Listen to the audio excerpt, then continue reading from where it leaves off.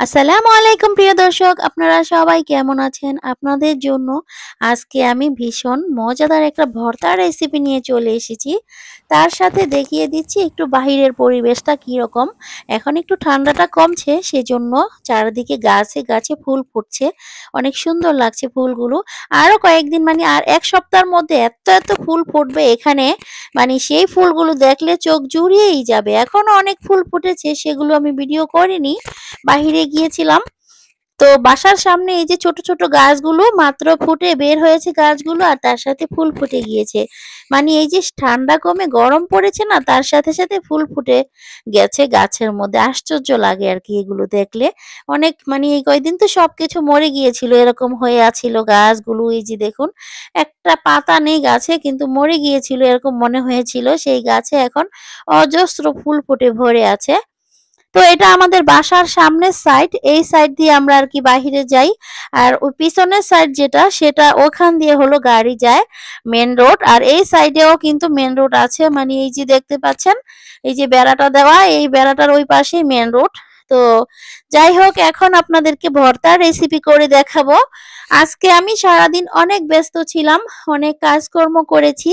বাচ্চাদেরকে স্কুলে দিয়েছি, এনেছি, বাসায় এসে রান্না করেছি। তারপরে পিঠা বানাইছি, জালপেস পিঠা বানিয়েছি, অনেক কিছু করেছি আজকে। সেজন্য ভালো কোনো রেসিপি দিতে পারিনি।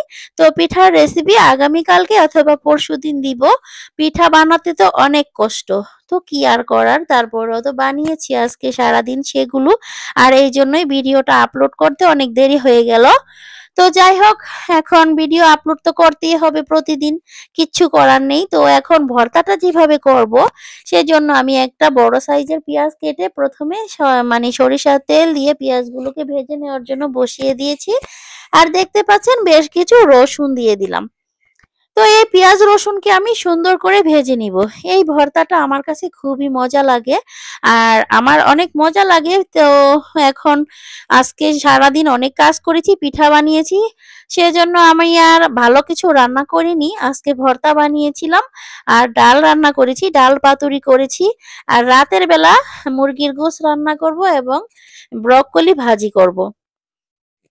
তো দুপুরে আর কি এগুলো দিয়েই ভাত খেয়েছি আজকে। আর অনেকদিন ধরে তো রোস্ট পোলাও খেতে খেতে আর ভালো লাগছিল না। তো ঈদ গেল, অনেক কিছুই খেয়েছি, তো ভাবলাম আজকে একটু এইরকম করে ভর্তা করে নিই। আর এই যে মাছটা দেখতে পাচ্ছেন, আমি কাটা বেছে নিয়েছি। এই মাছটা আমাদের এখানে মানে ফ্রিজে ছিল ভাজা মাছ, তো সেটাই আমি কাটা বেছে একদম পরিষ্কার করে নিয়েছি। তো মাছটাকে কিছুক্ষণ ভেজে নিলাম, আর তার সাথে ফ্রিজিং করা ধনিয়া পাতা সেগুলো দিয়ে দিয়েছি। দিয়ে সবকিছুকে একসাথে করে একটু ভাজা ভাজা করে নিব। তো পেঁয়াজ, রসুন, মাছ, তারপরে ধনিয়া পাতা সবকিছু ভাজা ভাজা করে এই ভর্তাটা আমি বানাবো ব্লেন্ডার দিয়ে। পাটাপুতা দিয়ে বাটার আর টাইম নেই, সময় নেই। সারাদিন এত কাজ করেছি, অনেক ক্লান্ত হয়ে গেছি। আর ইচ্ছে করছে না পাটাপুতা দিয়ে বাটি। তো এগুলোকে এখন আমি ব্লেন্ডার দিয়েই ব্লেন্ড করে ভর্তাটা বানাবো। তবে কিন্তু টেস্ট হবে একই, কোনো রকম হেরফের নেই টেস্টে। এখন এই যে ব্লেন্ডার করার জন্য আমি এই মগের মধ্যে নিয়ে নিয়েছি। তারপরে স্বাদ মতো লবণ দিলাম, আর বেশ কিছু শুকনা মরিচ টালা এগুলো দিয়ে দিলাম। তো মরিচগুলো কিন্তু ঝাল কম আছে। আমি কিন্তু ঝাল বেশি খেতে পারি না, কিন্তু মনে হচ্ছে যে এগুলোতে অনেক ঝাল হবে, তাই না? তো আসলে এগুলো অনেক ঝাল কম দেখে আমি বাংলাদেশ থেকে কিনে এনেছি। দোকানদারকে বলেছি যে এই মরিচে ঝাল কম, সেই মরিচ দেন। তাই আসলে এই মরিচগুলো ঝাল কম আছে। তো এই জন্য আমি অনেক খুশি, বেশি করে মরিচ দিতে পারি এখন। আর আগে তো একটা মরিচের বেশি দিতেই পারতাম না, যেগুলো ঝাল মরিচ। তো তখন কিন্তু আর সেগুলোই আমি খেতে পারতাম না, অনেক কষ্ট হতো। তো এটা অনেক ভালো, ঝাল লাগে না তেমন একটা, কিন্তু মরিচ বেশি করে দেওয়া যায়, সেই জন্য আমি অনেক খুশি। তো যাই হোক, এখন এই যে ব্লেন্ডার দিয়ে ব্লেন্ড করে নিলাম ভর্তাটাকে। তো এখন আর এই যে ভর্তাটা এরকম গোল গোল করে সাজানোর আর টাইম নেই, ভালো লাগছে না শরীরটা, অনেক কষ্ট করেছি সারাদিন, সেজন্য এভাবেই আপনাদেরকে দেখিয়ে দিলাম।